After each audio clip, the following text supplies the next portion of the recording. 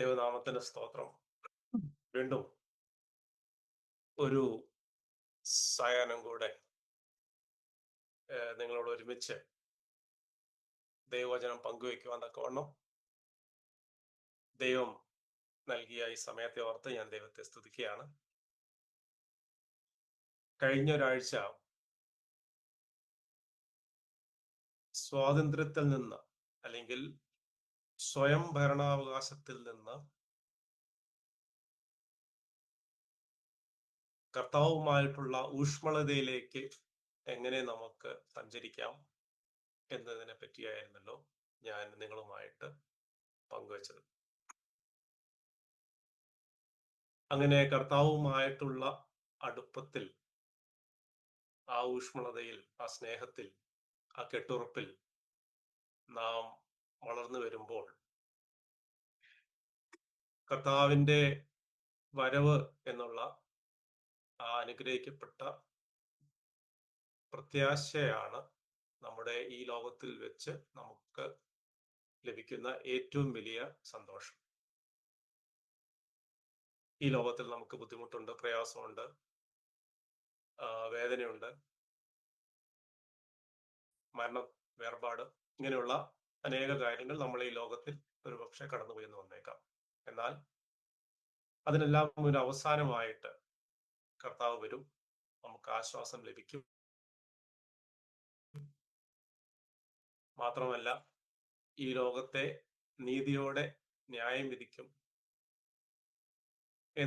എന്നിങ്ങനെയുള്ള അനുഗ്രഹിക്കപ്പെട്ട പ്രത്യാശയാണ് ദൈവമക്കൾക്ക് ഉള്ളത്. എന്നാൽ ഈ പ്രത്യാശയിൽ നാം ജീവിക്കുമ്പോൾ ഇപ്പോൾ നമ്മെക്കുറിച്ച് ദൈവം എന്താണ് ആഗ്രഹിക്കുന്നത്? നമുക്കറിയാം, കർത്താവായ യേശു ക്രിസ്തു തൻ്റെ ഒന്നാം വരവിങ്കൽ പലതവണയായി തൻ്റെ ശിഷ്യന്മാരോട് ഞാൻ യെരൂശലേമിലേക്ക് പോകും, അവിടെ മഹാപുരോഹിതന്മാരും ശാസ്ത്രിമാരും ഒക്കെ എന്നെ പിടിക്കും, എന്നെ റോമക്ക് ഏൽപ്പിച്ച് അവരെന്നെ തല്ലും, ഞാൻ ക്രൂശിക്കപ്പെടും, എന്നാൽ മൂന്നാം നാൾ ഉയർത്തെഴുന്നേൽക്കും എന്ന് പറയുകയുണ്ടായി. ഒരു തവണയല്ല, പലതവണയായിട്ട് കർത്താവ് അത് ആവർത്തിക്കുകയുണ്ടായി. അപ്പോൾ വളരെ വ്യക്തമായിട്ടുള്ള രീതിയിൽ കർത്താവിൻ്റെ ഉയർത്തെഴുന്നേൽപ്പിനെ പറ്റിയുള്ള സൂചനകൾ കർത്താവ് താൻ ഇവിടെ ആയിരിക്കുമ്പോൾ പറയുകയുണ്ടായി. എന്നാൽ സുവിശേഷങ്ങളിൽ നാം വായിക്കുമ്പോൾ ആ മൂന്നാം നാൾ കർത്താവിൻ്റെ ഉയർപ്പിനെ പ്രതീക്ഷിച്ചതായി ആരെയും കണ്ടില്ല.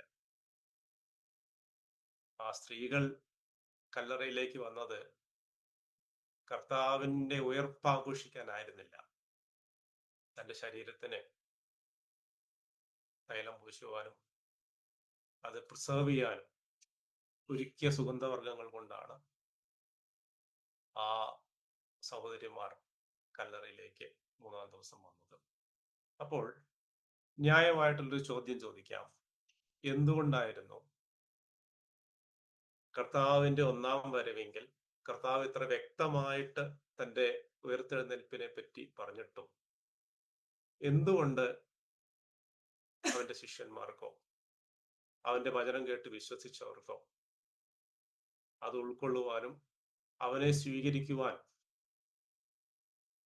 ഒരുങ്ങി അവനെ സ്വാഗതം ചെയ്യുവാൻ ഒന്നും സാധിച്ചില്ല എന്നുള്ളൊരു ചോദ്യം ബാക്കി നിൽക്കുന്നു. ഈ ഒരു മാതൃകയിൽ തന്നെയാണ് കർത്താവ് തൻ്റെ രണ്ടാം വരവിനെ കുറിച്ചും പറഞ്ഞിട്ടുള്ളത്. കർത്താവ് വരും, ആ വരവിന് വേണ്ടി നാം ഒരുങ്ങണം.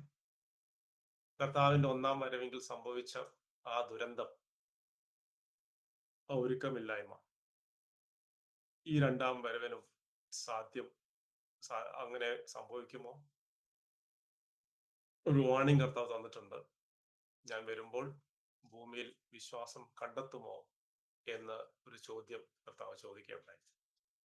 അപ്പോൾ ഇന്ന് നമ്മുടെ മുമ്പിലുള്ള അല്പസമയം കർത്താവ് താൻ പറഞ്ഞ ഒരു വേദഭാഗം ആണ് ചിന്തിക്കുവാൻ ആഗ്രഹിക്കുന്നത്. അതിനായിട്ട് ലൂക്കോസ് എഴുതിയ സുവിശേഷം അതിന്റെ 12-ാം അധ്യായം 35 മുതൽ ആ അധ്യായത്തിന്റെ അവസാനം വരെ ഒന്ന് വായിക്കാം. ആരെങ്കിലും ഒരു സഹോദരൻ ശബ്ദമുയർത്തി ഒന്ന് വായിക്കാം. ലൂക്കോസ് എഴുതിയ സുവിശേഷം 12-ാം അധ്യായം അതിന്റെ 35 മുതൽ നിങ്ങളുടെ അര കെട്ടിയും വിളക്ക് കത്തിയും കൊണ്ടിരിക്കട്ടെ. യജമാനൻ കല്യാണത്തിന് പോയി വന്ന് മുട്ടിയാൽ ഉടനെ വാതിൽ തുറന്നു കൊടുക്കേണ്ടതിന് അവൻ എപ്പോൾ മടങ്ങി വരും വന്ന് കാത്തു നിൽക്കുന്ന ആളുകളോട് നിങ്ങൾ തുല്യരായിരിപ്പീൻ.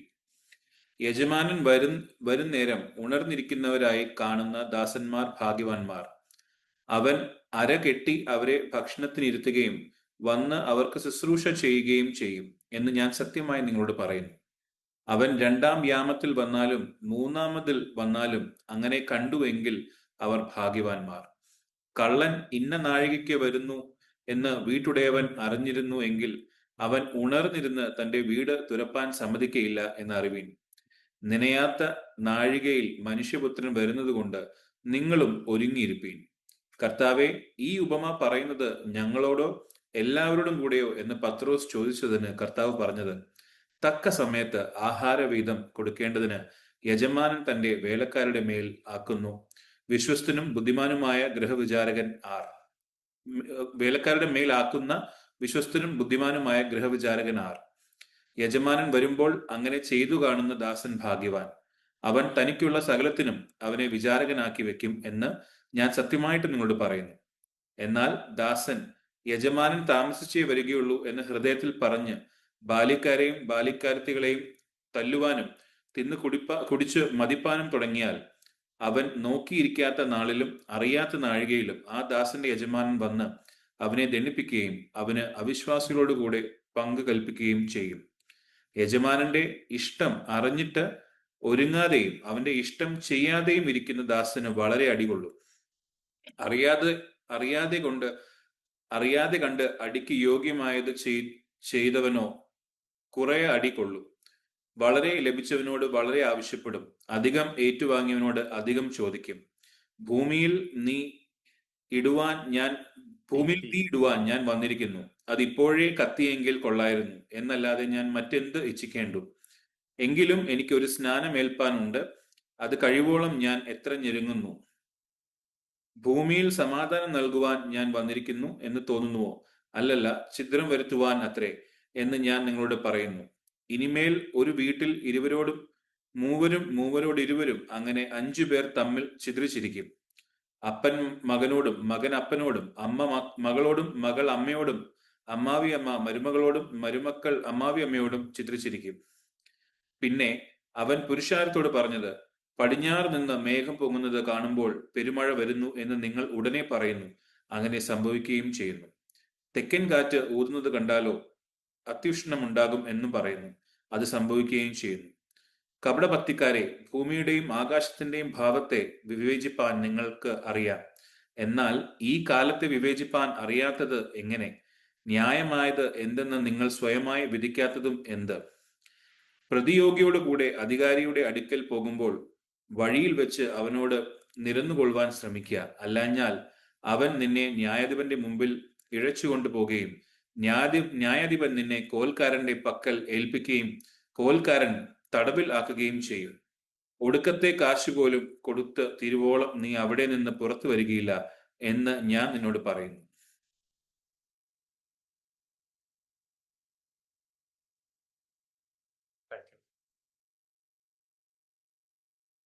ഈ വേദഭാഗം കർത്താവ് തന്റെ വരവിനോടുള്ള ബന്ധത്തിൽ പറയുന്ന ചില അനുഗ്രഹീത സത്യങ്ങൾ വെളിപ്പെടുത്തുന്ന ഭാഗമാണ്. ഈ ഭാഗത്തിൽ നാം സൂക്ഷിച്ച് വായിച്ചു കഴിഞ്ഞാൽ 5 രീതിയിൽ കർത്താവിന്റെ വരവിന് വേണ്ടി ഒരുങ്ങാം. ഏതെല്ലാം മേഖലയിലാണ് ആ ഒരുക്കം നാം ജാഗ്രതയുള്ളവരായിരിക്കേണ്ടത്, നാം ശ്രദ്ധിക്കേണ്ടത് എന്നുള്ളതിനെ പറ്റി നമ്മുടെ അനുഗ്രഹീത കർത്താവ് നമ്മോട് പറയുന്ന വാക്കുകളാണ്. 35 മുതൽ 40 വരെയുള്ള വാക്യങ്ങൾ നാം ശ്രദ്ധിച്ചാൽ അവിടെ ഒരു ഒരുക്കം, ഒരു അലേർട്ട്നെസ്.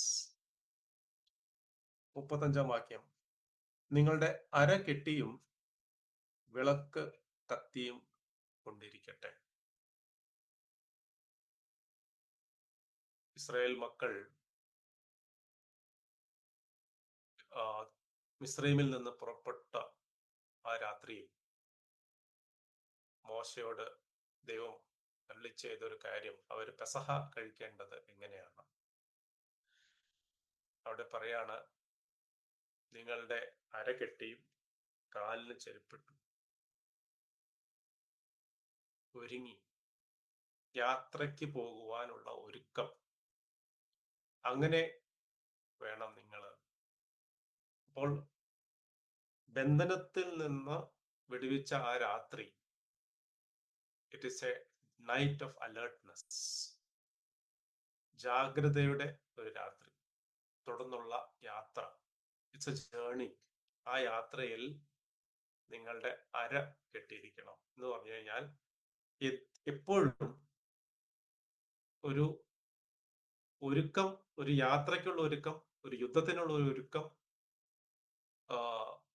അങ്ങനെ ആയിരിക്കണം നിങ്ങൾ മുൻപോട്ട് പോകേണ്ടത് എന്നാണ് മോശ ഇസ്രായേൽ മക്കളോട് പറഞ്ഞത്. കർത്താവ് ഇവിടെ പറയുന്ന വാക്കുകൾ ശ്രദ്ധിച്ചാൽ നമുക്കറിയാം, നാം ഇപ്പോൾ ആയിരിക്കുന്നത് we are not in a playground, ഒരു യുദ്ധക്കളത്തിലാണ്. ആ യുദ്ധക്കളത്തിൽ നമുക്ക് പോരാട്ടമുള്ളത് ജഡരക്തങ്ങളോടല്ല എന്ന് എഫേസ്യ ലേഖനത്തിൽ നാം വായിക്കുന്നു. വാഴ്ചകളോടും അധികാരങ്ങളോടും സ്വർലോകങ്ങളിലെ ദുഷ്ടാത്മ സേനകളോടും അത്രേ നമ്മുടെ പോരാട്ടം. നാം പിശാചിന്റെ യുദ്ധതന്ത്രങ്ങളെ പറ്റി പഠിക്കുന്ന സമയത്ത് ഒരിക്കലും പിശാച് നമ്മെ നിർബന്ധിച്ച് നമ്മെ കീഴ്പ്പെടുത്തുവാൻ സാധിക്കുകയില്ല, അങ്ങനെ ശ്രമിക്കുകയുമില്ല. പിശാചിന്റെ തന്ത്രങ്ങളെ പറ്റി വേദപുസ്തകം വളരെ വിവരിച്ച് പറയുമ്പോൾ അവിടെ ചില പദപ്രയോഗങ്ങൾ ഉപയോഗിക്കുന്നത് കാണാം.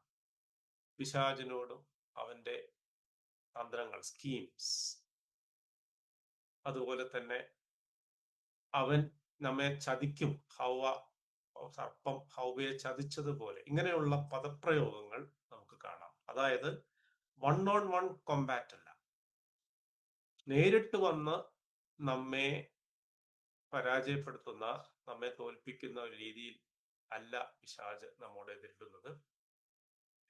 പ്രത്യുത നമ്മെ ചതിച്ച് വീഴ്ത്തുവാൻ, നമ്മെ കുഴിയിൽ ചാടിക്കുന്ന, നാം അശ്രദ്ധരായിരിക്കുന്ന സമയത്ത് നമ്മെ വീഴിക്കുന്ന തന്ത്രങ്ങളാണ് പലപ്പോഴും പിശാച് ഉപയോഗിക്കുന്നത്.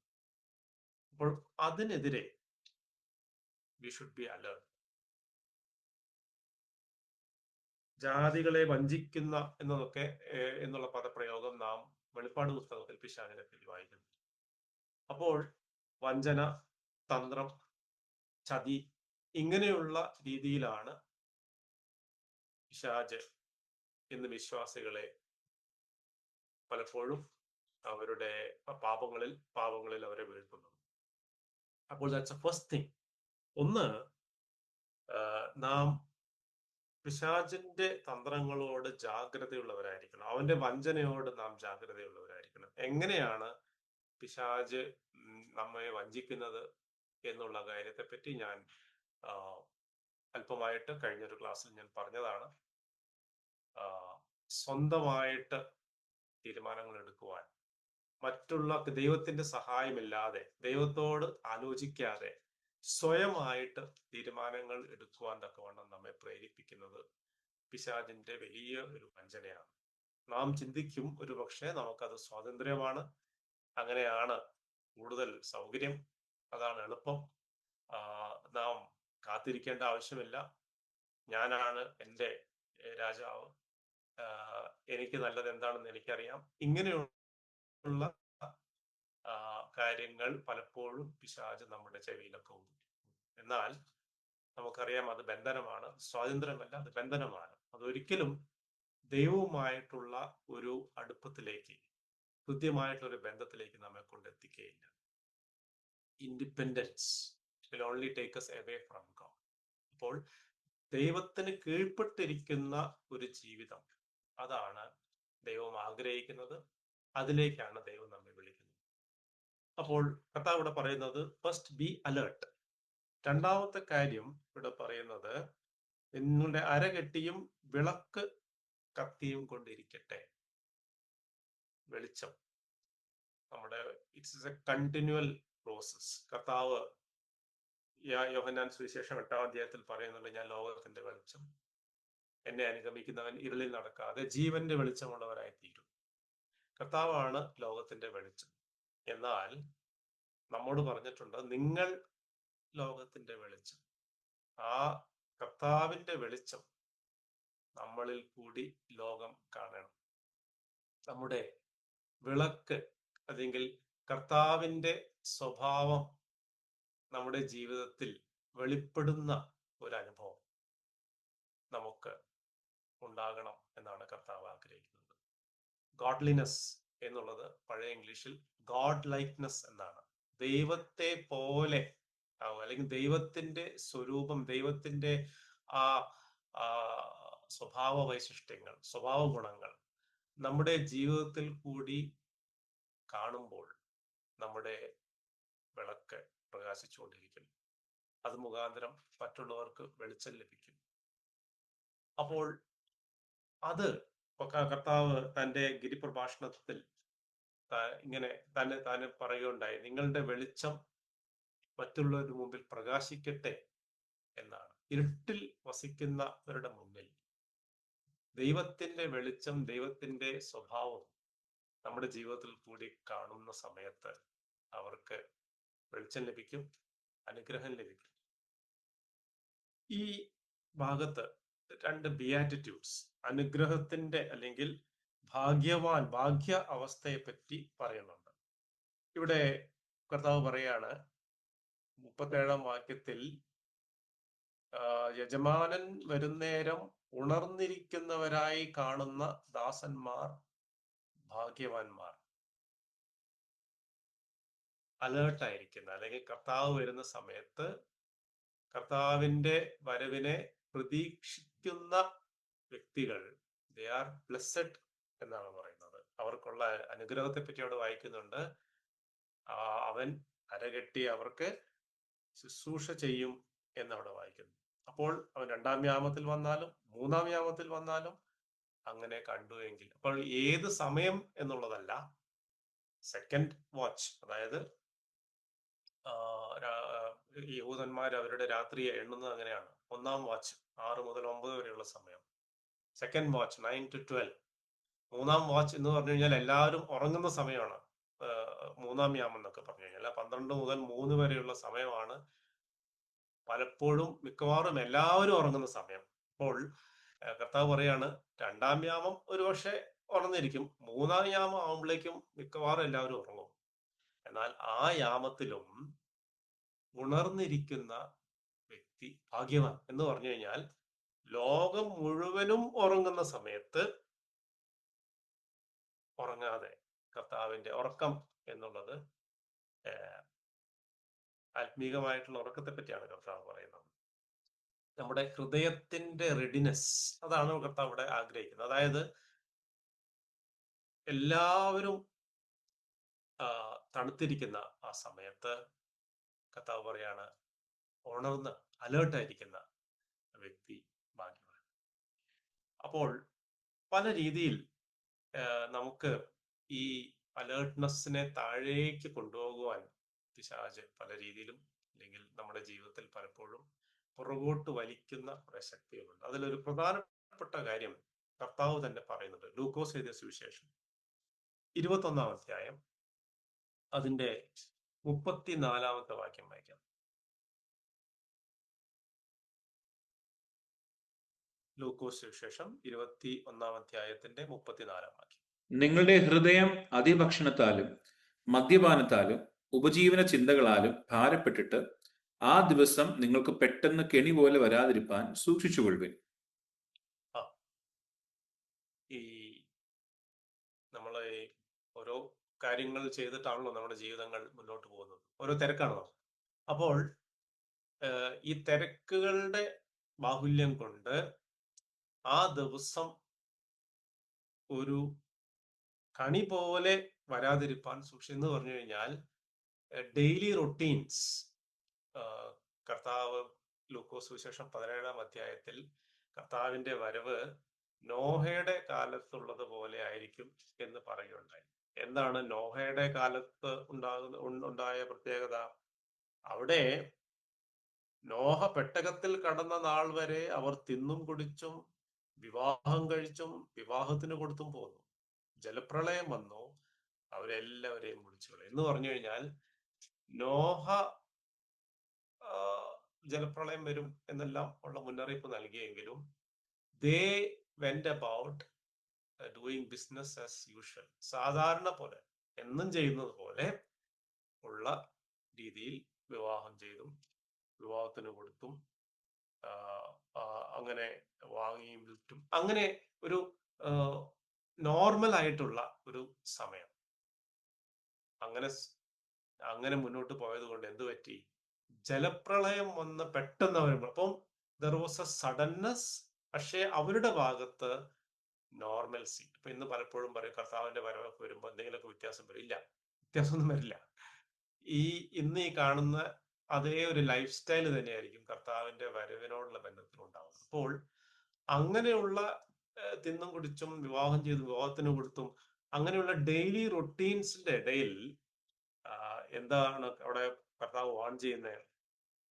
ആ ദിവസം പെട്ടെന്ന് നിങ്ങൾക്ക് കണി പോലെ വരാതിരിക്കാൻ സൂക്ഷിച്ചു. അപ്പം ഈ ഡെയിലി റൊട്ടീൻസിന്റെ ഇടയിൽ ദൈവം നമ്മളെ കുറിച്ച് ആഗ്രഹിക്കുന്ന ഒരു കാര്യം, we need to be tender hearted, a heart that is ready for Christ. കർത്താവിന് വേണ്ടി എപ്പോഴും ഒരുങ്ങിയിരിക്കുന്ന, അനുസരിക്കുവാൻ ഒരുക്കമുള്ള ഒരു ഹൃദയം ദൈവം നമ്മളിൽ നിന്ന് ആഗ്രഹിക്കുകയാണ്. അപ്പോൾ 21 തന്നെ 36 വാക്യം കൂടെ ഒന്ന് വായിക്കാം. 21 ആകയാൽ ഈ സംഭവിപ്പാനുള്ള എല്ലാറ്റിനും ഒഴിഞ്ഞു പോകുവാനും മനുഷ്യപുത്രന്റെ മുൻപിൽ നിൽപ്പാനും നിങ്ങൾ പ്രാപ്തരാകേണ്ടതിന് സദാകാലവും ഉണർന്ന് പ്രാർത്ഥിച്ചും കൊണ്ടിരിപ്പീൻ. ഈ വാച്ച്ഫുൾനെസ് ആൻഡ് പ്രയർ, ഇത് രണ്ടും ഒരുമിച്ച് പറയുന്ന ഒരു കാര്യമാണ്. എന്ന് പറഞ്ഞു കഴിഞ്ഞാൽ കർത്താവുമായിട്ട് എപ്പോഴും സംസാരിച്ചുകൊണ്ടിരിക്കുകയാണ്. ഹാവ് ഫെലോഷിപ്പ്, കൂട്ടായ്മ ആചരിച്ചുകൊണ്ടിരിക്കുകയാണ്. നിങ്ങൾക്ക് എന്തിനാണ്? So that you will be strengthened, പ്രാപ്തരാകേണ്ടതിന്. അപ്പോൾ ഈ സംഭവിപ്പാനുള്ള എല്ലാറ്റിൽ നിന്ന് ഒഴിഞ്ഞു പോകുവാനും മനുഷ്യപുത്രന്റെ മുമ്പിൽ നിൽപ്പാൻ നമുക്കൊരു പ്രാപ്തി ആവശ്യമാണ്, ഒരു സ്ട്രെങ്ത് ആവശ്യമാണ്. ആ സ്ട്രെങ്ത്തിന് വേണ്ടി നാം എന്ത് ചെയ്യണം? പ്രാർത്ഥിക്കണം, ദൈവസന്നിധിയിൽ ജാഗരിക്കണം, ദൈവസന്നിധിയിൽ നാം സമയം ചെലവഴിക്കണം. So that is one of the things that he is saying. അപ്പോൾ ആദ്യമായിട്ട് കർത്താവ് പറഞ്ഞ ഒരു ഏരിയ ആണ് ആത്മീകമായിട്ടുള്ള ഉണർവുള്ളവരായി, ശ്രദ്ധയുള്ളവരായി ജീവിക്കണം എന്നുള്ള കാര്യം. രണ്ടാമതായിട്ട് കർത്താവ് പറയുന്നത് ലൂക്കോസ് സുവിശേഷം അത് തന്നെ 41 മുതലുള്ള വാക്യങ്ങളിലാണ്. അവിടെ കർത്താവിനോട് ചോദിക്കുന്നുണ്ട്, കർത്താവെ ഈ ഉപമ പറയുന്നത് ഞങ്ങളോടോ എല്ലാവരോടും കൂടിയോ എന്ന് പത്രോസ് ചോദിച്ചു. അതായത് ഇതാരാണ് ഇതിന്റെ ഓഡിയൻസ് എന്നാണ് പത്രോസ് ചോദിക്കുന്നത്. എന്നാൽ അതിനൊരു ഉത്തരം കർത്താവ് പറയാതെ എങ്ങനെയാണ് ഒരുങ്ങേണ്ടത് എന്നുള്ളതാണ് ചോദിക്കുന്നത്. എന്തുവാ ചെയ്യേണ്ടത്? കർത്താവ് വരുന്ന സമയത്ത് എന്താ നിങ്ങൾ ചെയ്യേണ്ടത്? ആർക്കെതിരെ എന്നുള്ള, അല്ലെ ആർക്ക് വേണ്ടിയിട്ടാണ് ഈ വാക്കുകൾ പറയുന്നതിനേക്കാൾ ഉപരി how can you be ready? അതിന് കർത്താവ് പറയാണ്, തക്ക സമയത്ത് ആഹാരവീതം കൊടുക്കേണ്ടതിന് യജമാനൻ തന്റെ വേലക്കാരുടെ മേലാക്കുന്ന വിശ്വസ്തനും ബുദ്ധിമാനുമായ ഗ്രഹവിചാരകൻ. അപ്പോൾ കർത്താവിന് വരവിന് വേണ്ടി ഒരുങ്ങുന്ന ഒരു വ്യക്തിയെ ഗ്രഹവിചാരകൻ സ്റ്റുവർട്ട് തൻ്റെ വീട് നോക്കുവാൻ, അത് കൊണ്ടു നടക്കുവാൻ, ഗ്രഹവിചാരകത്വം ചെയ്യുവാൻ ദൈവമാക്കിയിരിക്കുന്ന ദാസൻ. അവൻ എന്തായിരിക്കണം? 2 ക്വാളിറ്റി അവിടെ പറയുന്നത്. ഒന്ന്, വിശ്വസ്തൻ, ഫെയ്ത്ത്ഫുൾ. 1 കൊരിന്ത്യർ 4-ാം അധ്യായത്തിന്റെ 1-2 വാക്യങ്ങളൊന്ന് വായിക്കാം. 1 കൊരിന്ത്യർ 4-ാം അധ്യായത്തിന്റെ 1-2 വാക്യങ്ങൾ.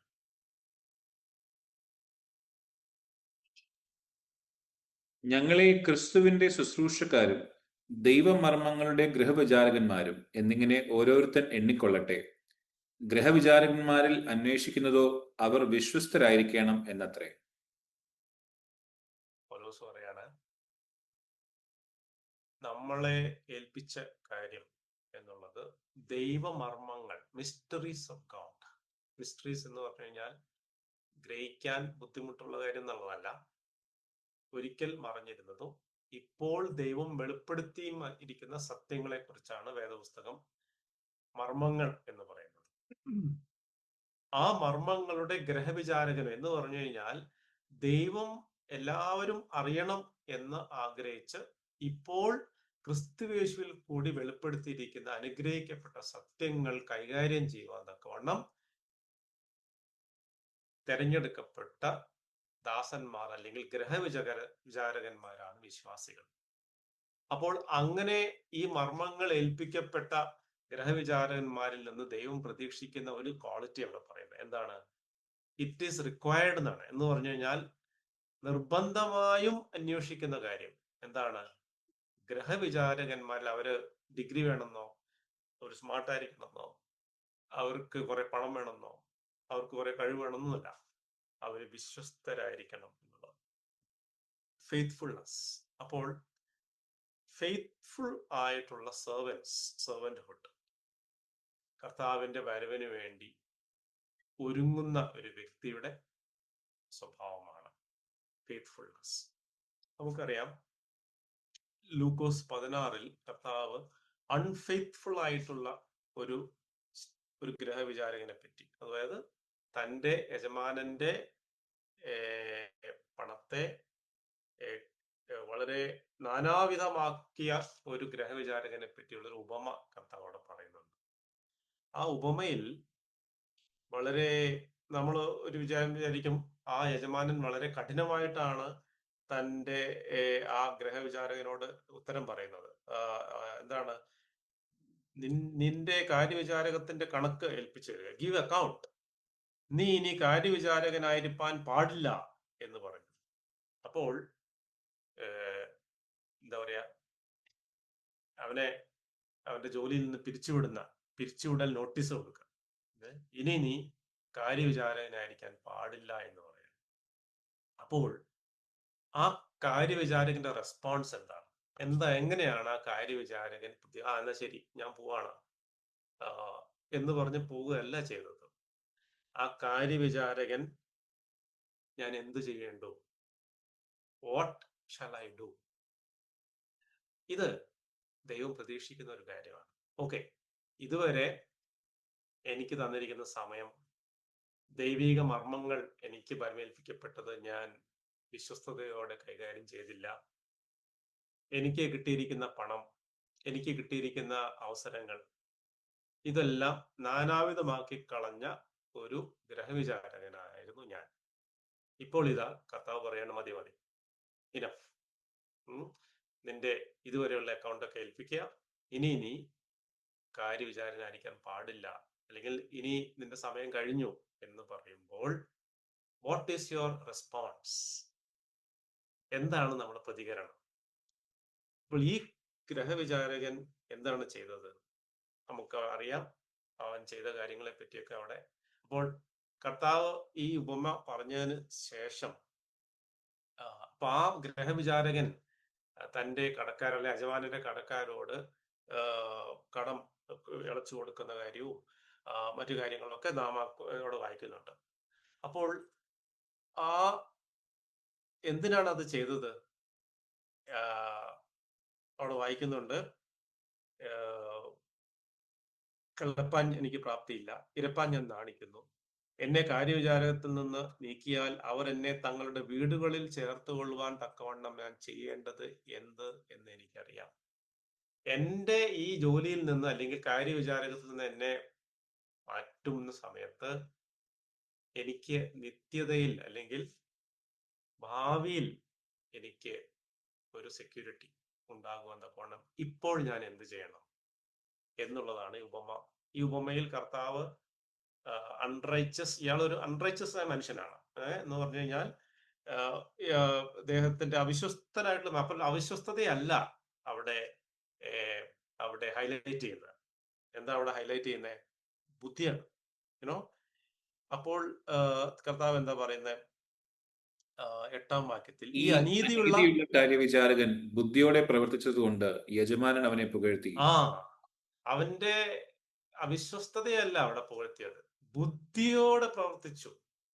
അപ്പോൾ നാം ഇപ്പോൾ വായിച്ച സ്ഥലത്ത് കണ്ടു, വിശ്വസ്തനും ബുദ്ധിമാനുമായ ഗ്രഹവിചാരകൻ. അപ്പോൾ വിശ്വസ്തത ഒരു സൈഡിൽ വളരെ പ്രധാനപ്പെട്ട, കർത്താവ് നമ്മെ ഏൽപ്പിച്ച കാര്യങ്ങളിൽ ഏറ്റവും വിശ്വസ്തരായിരിക്കണം എന്ന് ദൈവം നമ്മെക്കുറിച്ച് ആഗ്രഹിക്കുന്നു. എന്നാൽ ഇതുവരെയുള്ള സമയം നമ്മെ ഏൽപ്പിച്ച ദൈവത്തിന്റെ മർമ്മങ്ങൾ അല്ലെങ്കിൽ ദൈവം നമുക്ക് നൽകിയിരിക്കുന്ന അനുഗ്രഹങ്ങൾ അത് നാനാവിധമാക്കി കളഞ്ഞു, അവിശ്വസ്തത കാണിച്ചു. അപ്പോൾ ഇനിയുള്ള സമയമെങ്കിലും എന്ത് ചെയ്യണം? അവിടെയാണ് ബുദ്ധി. ആ വ്യക്തി ഭാവിക്ക് വേണ്ടി ഇനിയുള്ള സമയം, ഇനിയുള്ള സമ്പത്ത്, ഇനിയുള്ള അവസരങ്ങൾ ഒട്ടും പാഴാക്കാതെ താൻ ഉപയോഗിച്ചു. അതാണ് കർത്താവ് അവിടെ കമന്റ് ചെയ്തത്. അപ്പോൾ ഇവിടെ പറയാണ്, ഈ ബുദ്ധിയോടെ പ്രവർത്തിച്ചത് കൊണ്ട് യജമാനൻ അവനെ പുകഴ്ത്തി. വെളിച്ച മക്കളെക്കാൾ ഈ ലോകത്തിന്റെ മക്കൾ തങ്ങളുടെ തലമുറയിൽ ബുദ്ധിയേറിയവരല്ലോ. അപ്പോൾ അനീതിയുള്ള ആളാണെങ്കിലും അദ്ദേഹം ബുദ്ധിയോടെ പെരുമാറിയത് കൊണ്ട് അവന്റെ യജമാനൻ അവനെ പുകഴ്ത്തി എന്ന് പറയുന്നത്. അപ്പോൾ എന്നാൽ നമ്മോട് പറഞ്ഞിരിക്കുന്നത് നാം വിശ്വസ്തരായിരിക്കണം, അതുപോലെ തന്നെ ബുദ്ധിയുള്ളവരായിരിക്കണം എന്ന് പറഞ്ഞു കഴിഞ്ഞാൽ നമുക്ക് മുന്നിൽ ഉള്ള അവസരങ്ങൾ, നമുക്ക് മുന്നിൽ ദൈവം തന്നിരിക്കുന്ന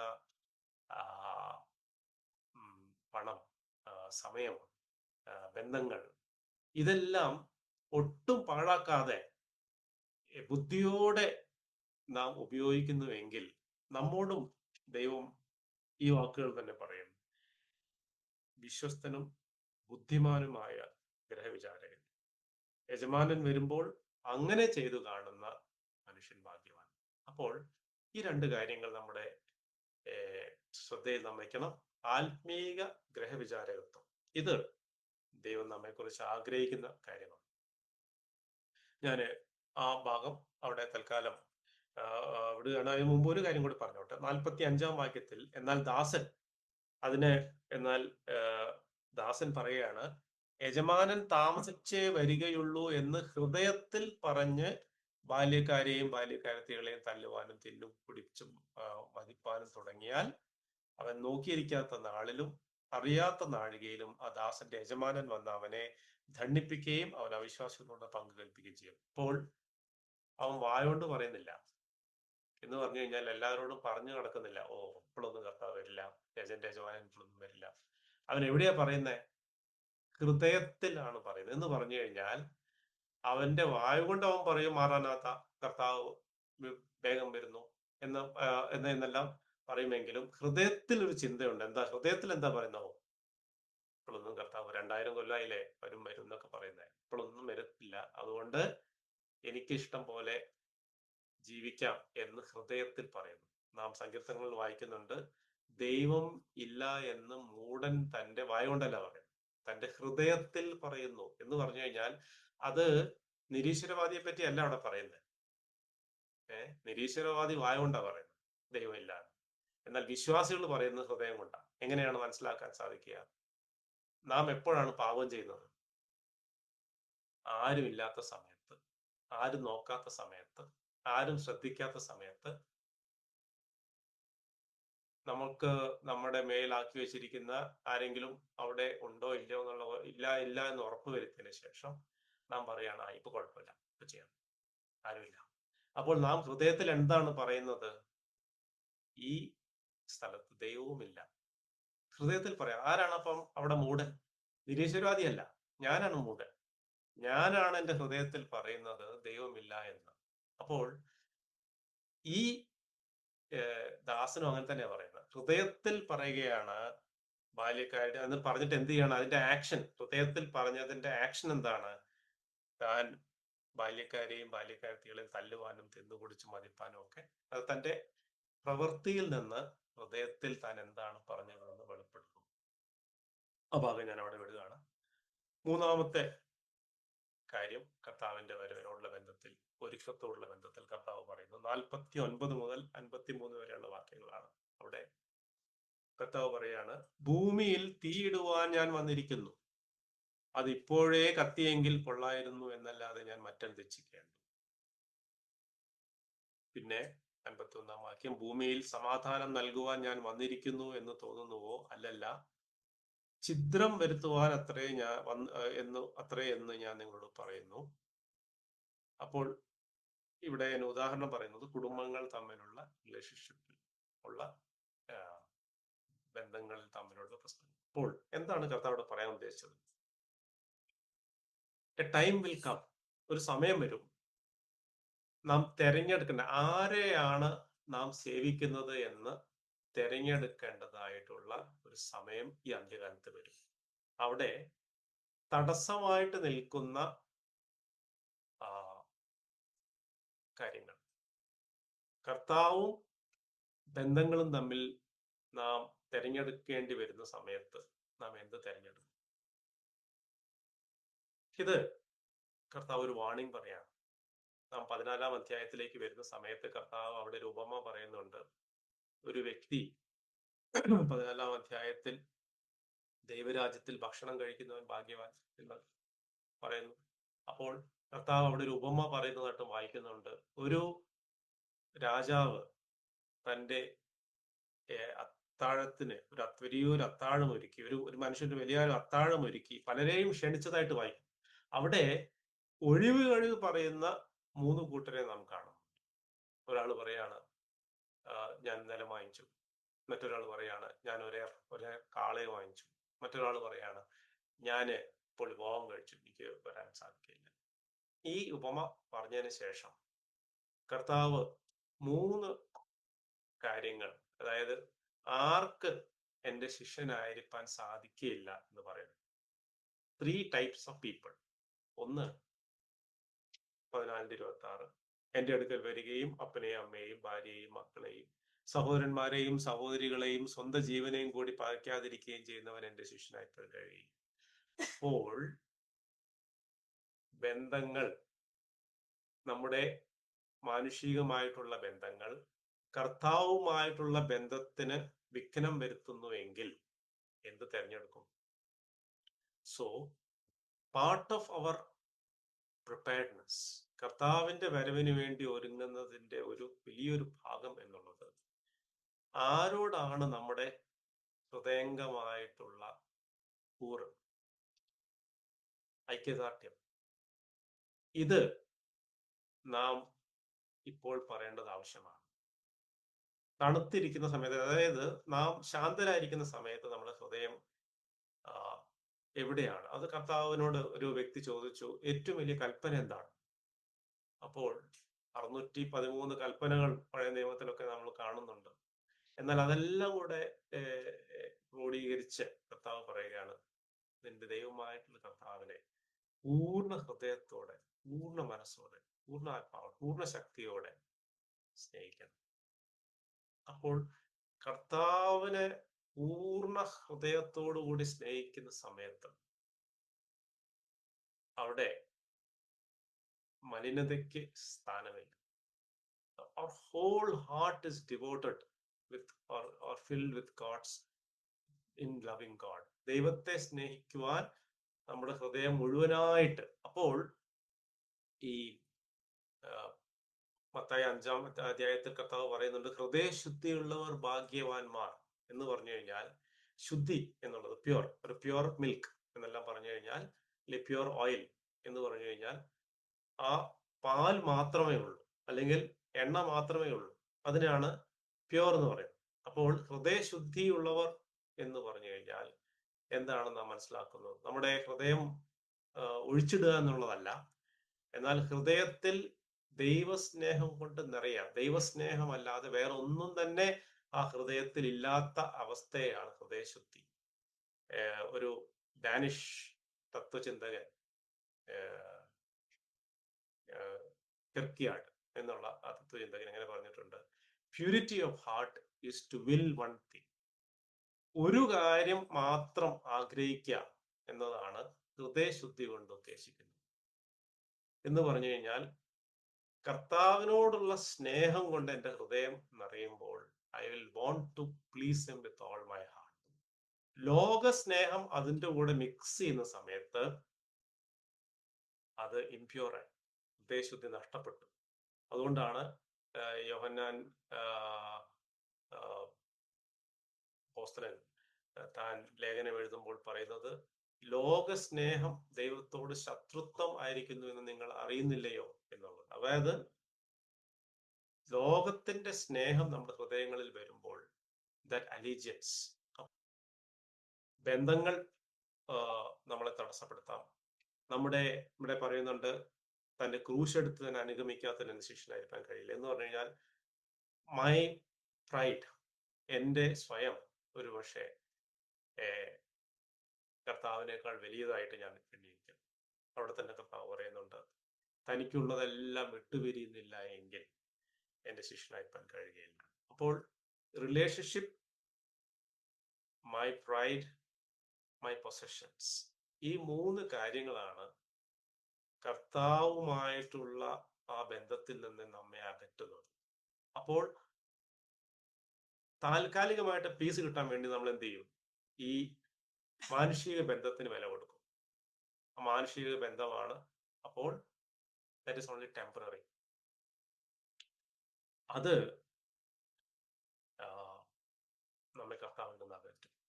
അപ്പോൾ കർത്താവിന്റെ വരവിനോടുള്ള ബന്ധത്തിൽ നമ്മുടെ പൂർണ്ണ ഹൃദയത്തോടു കൂടി കർത്താവിനെ സ്നേഹിക്കുവാൻ, മറ്റ് ബന്ധങ്ങൾ അതിനപ്പുറത്തെ വരികയുള്ളൂ. അതിനൊരു വില കൊടുക്കുവാൻ നാം ഒരുങ്ങിയിരിക്കേണ്ടത് വളരെ ആവശ്യമാണ്. അപ്പോൾ കർത്താവ് അതാണ് പറയുന്നത്, ഞാൻ മോളത്ര ചിത്രമുണ്ടാക്കുവാൻ അത്ര വന്നത്.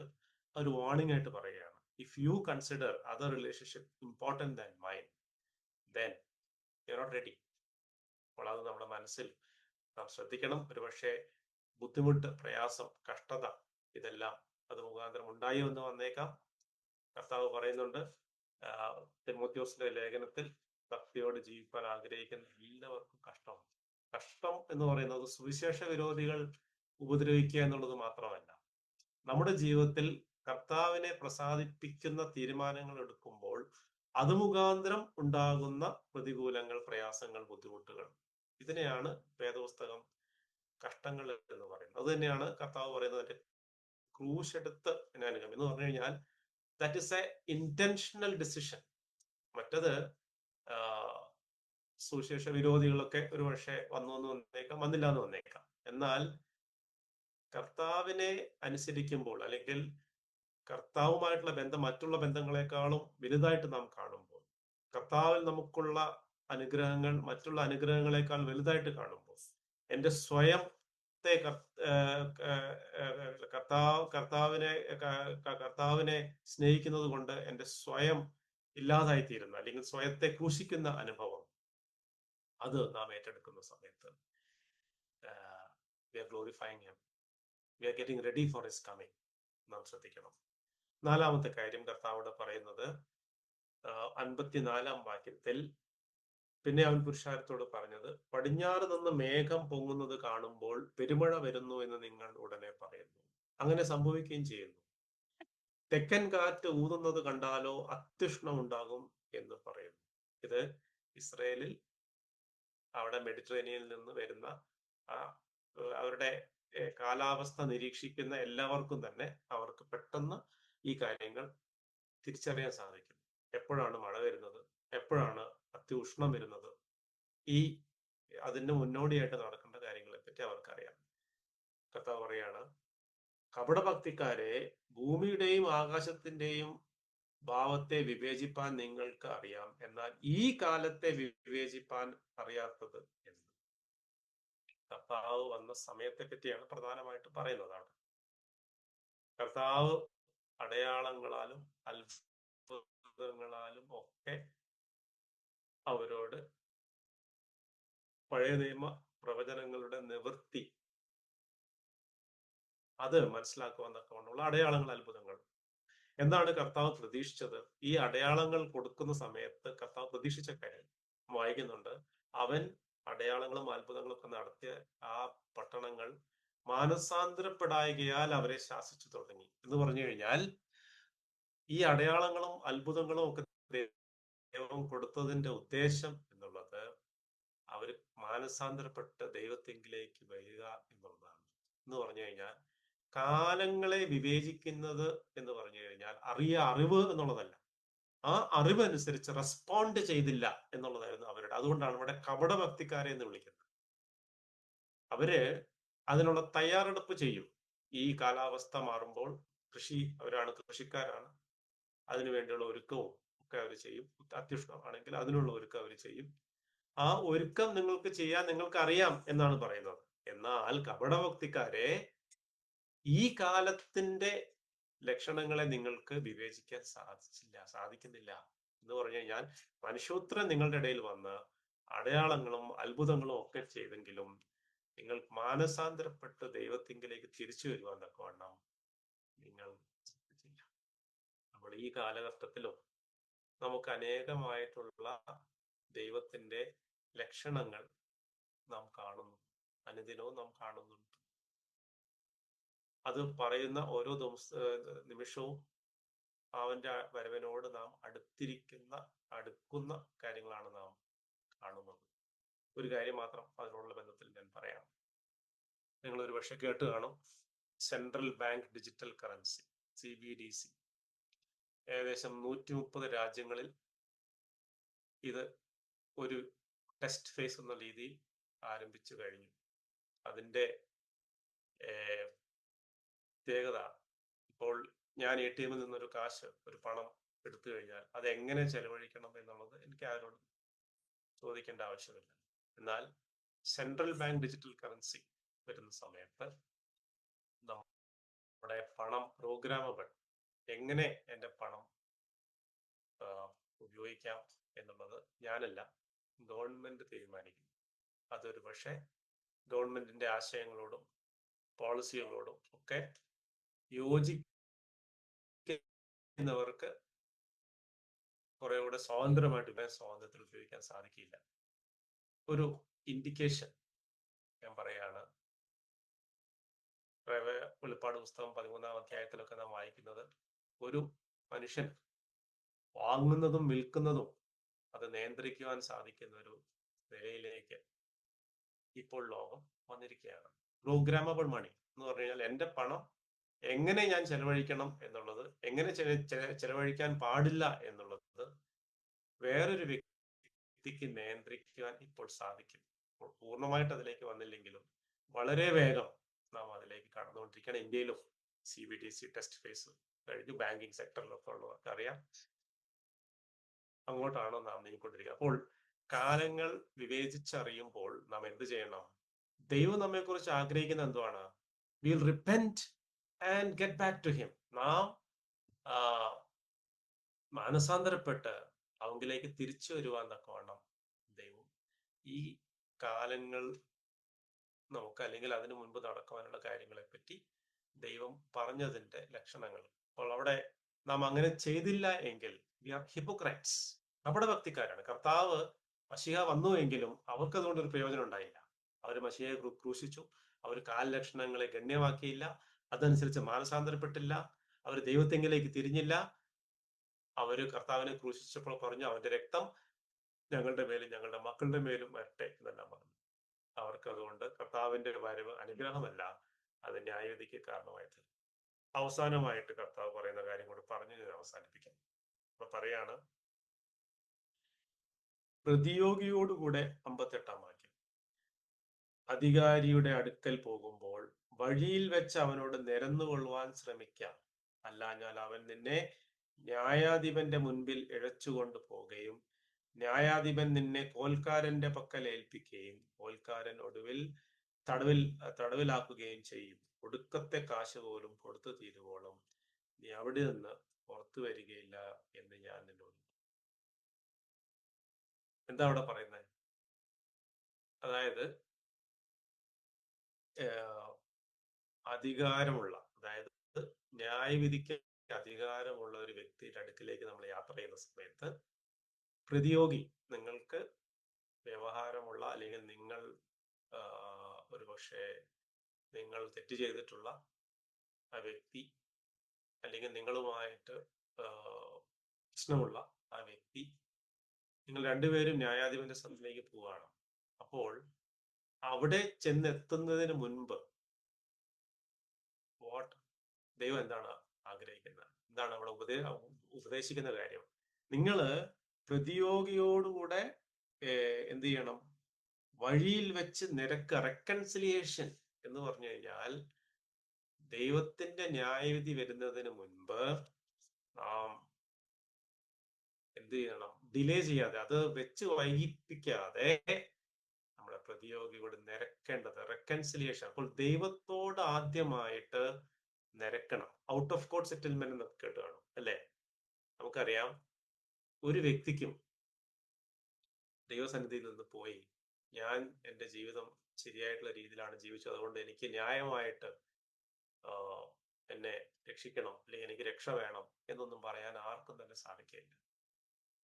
ശമ്പളമായിട്ട് ചോദിക്കുകയാണെങ്കിൽ പാപത്തിന്റെ ശമ്പളം മരണം, അതാ ദൈവം തരാൻ പോകുന്നു. അതുകൊണ്ടാണ് അവിടെ എത്തുന്നതിന് മുൻപ്, അങ്ങനെയുള്ള ഒരു സാഹചര്യത്തിന് എത്തുന്നതിന് മുൻപ് തന്നെ ക്രിസ്തുവേശുവിൽ ദൈവത്തോട് നിരന്നുകൊള്ളുവാൻ തക്കവണ്ണം നമ്മൾ ബുദ്ധി പറയാണ്.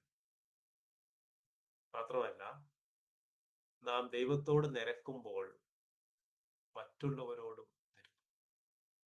അപ്പൊ നമ്മുടെ ജീവിതത്തിൽ കർത്താവിന്റെ വരവിന് വേണ്ടി ഒരുങ്ങുന്നതിന്റെ ഭാഗം എന്നുള്ളത് ബി റെക്കൺസൈൽഡ് ടു ഗോഡ്. ക്രിസ്തുയേശുവിൽ കൂടി ദൈവത്തോട് നിരപ്പ് പ്രാപിക്കുക.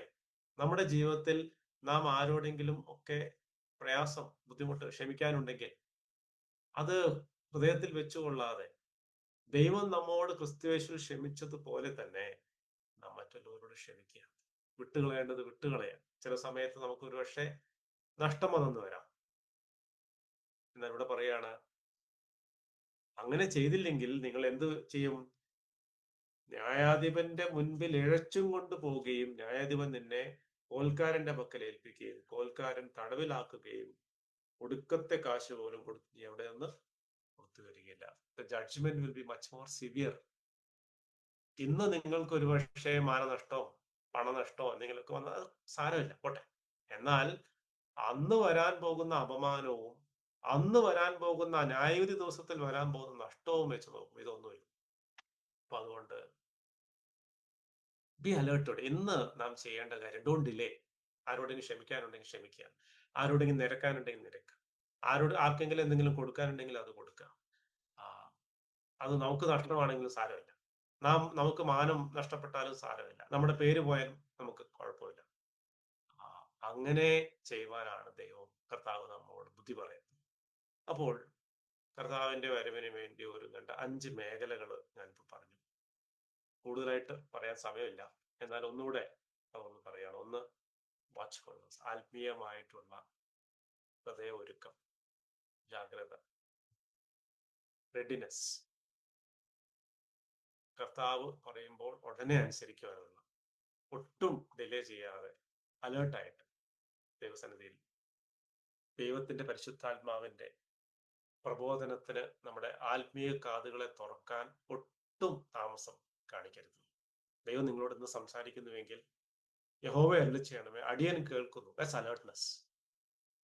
അല്ല, അത് ഞാൻ എത്ര കേട്ടതാണ്, അതെന്തെങ്കിലും പറഞ്ഞ് സൗരം പോട്ടെ, അങ്ങനെയല്ല. ദൈവത്തിന്റെ പരിശുദ്ധാത്മാവ് നമ്മോട് സംസാരിക്കുമ്പോൾ ഉടനെ തന്നെ അതിന് പ്രതികരിക്കുവാൻ. 2, ദൈവം നമ്മെ ഏൽപ്പിച്ചിരിക്കുന്ന ആത്മീകമായിട്ടുള്ള വരങ്ങൾ, മിസ്റ്ററീസ് ഓഫ് ഗോഡ്, ദൈവത്തിന്റെ മർമ്മങ്ങളുടെ ഗ്രഹവിചാരകന്മാരാണ് നാം. അതിൽ 2 കാര്യങ്ങൾ: 1, വിശ്വസ്തത, ഫെയ്ത്ത്ഫുൾനെസ്. 2, ഇതുവരെ നാം പാഴാക്കി നാനാവിധമാക്കി കളഞ്ഞെങ്കിൽ God wants us to be wise, ബുദ്ധിയുള്ളവരായി തീരുക എന്ന് പറഞ്ഞാൽ ഇനിയെങ്കിലും ഇനിയുള്ള സമയം ഒട്ടും പാഴാക്കാതെ നമുക്ക് ലഭിച്ചിരിക്കുന്ന അവസരവും പണവും കഴിവുകളും പദവിയും ബന്ധങ്ങളും ഒക്കെ കർത്താവിന്റെ മഹത്വത്തിന് വേണ്ടി ഉപയോഗിക്കാം എന്നുള്ള ആ സിംഗിൾ മൈൻഡഡ്നെസ്. 3ാമതായിട്ട് നാം കണ്ടു അലീജിയൻസ്, നമ്മുടെ കൂറ്, നമ്മുടെ സ്നേഹം, നമ്മുടെ പ്രതിബദ്ധത ഈ ലോകത്തിലുള്ള എല്ലാ ബന്ധങ്ങളെക്കാളും, നമ്മുടെ സമ്പത്തിനേക്കാളും, നമ്മുടെ സ്വയത്തെക്കാളും ഒക്കെ കർത്താവിനെ കൂടുതലായിട്ട് സ്നേഹിക്കുക, പൂർണ്ണ ഹൃദയത്തോടെ കർത്താവിനെ സ്നേഹിക്കുക. That's another way we can be ready for Christ coming. 4ാമതായിട്ട് നാം കണ്ടു സമയങ്ങളെ വിവേചിക്കുക. ഇപ്പോൾ കർത്താവ് ലോകത്തിൽ ചെയ്തുകൊണ്ടിരിക്കുന്ന ഈ ലോക സംഭവങ്ങളിൽ കർത്താവിന്റെ കരം ദർശിച്ചുകൊണ്ട് നമ്മുടെ ജീവിതത്തിൽ അതെല്ലാം നമ്മുടെ മാനസാന്തരത്തിലേക്ക് നയിക്കും. ഇന്നിപ്പോ ഒരു ക്യൂരിയോസിറ്റി എന്നുള്ളതിനേക്കാൾ നമ്മുടെ പാപങ്ങളെ കർത്താവിന് സന്നിധിയിൽ ഏറ്റു പറഞ്ഞുകൊണ്ട് കർത്താവിനോട് പാപപേക്ഷിച്ചുകൊണ്ട് ജീവിക്കും. 5ാമതായിട്ട് റെക്കൺസിലിയേഷൻ, ദൈവവുമായിട്ട് നിരന്നു കൊള്ളുക, നമ്മുടെ ചുറ്റും ഉള്ളവരായി നിരന്നു കൊള്ളുക, ക്ഷമിക്കാനുള്ളവരോട് ക്ഷമിക്കുക. 70 വട്ടം ക്ഷമിക്കുവാനാണ് പത്രോസിനോട് കർത്താവ് പറഞ്ഞത്. നമ്മുടെ ജീവിതത്തിൽ ഈ കാര്യങ്ങൾ, കർത്താവ് പറഞ്ഞ കാര്യങ്ങൾ ഒരു യാഥാർത്ഥ്യമായി തീരട്ടെ. അത് കർത്താവ് വരുമ്പോൾ നല്ലവനും വിശ്വസ്തനുമായ ദാസനെ എന്ന് ഉള്ള വിളി കേൾക്കുവാൻ നമുക്ക് ഓരോരുത്തർക്കും സാധിക്കട്ടെ. നമ്മുടെ ജീവിതത്തിൽ ചില വ്യത്യാസങ്ങൾ ഇന്നു മുതൽ കർത്താവ് കാണട്ടെ. അതിനായി ദൈവം നമ്മെ സഹായിക്കട്ടെ. ദൈവത്തിന്റെ വലിയ നാമം വാഴ്ത്തപ്പെടുന്നു.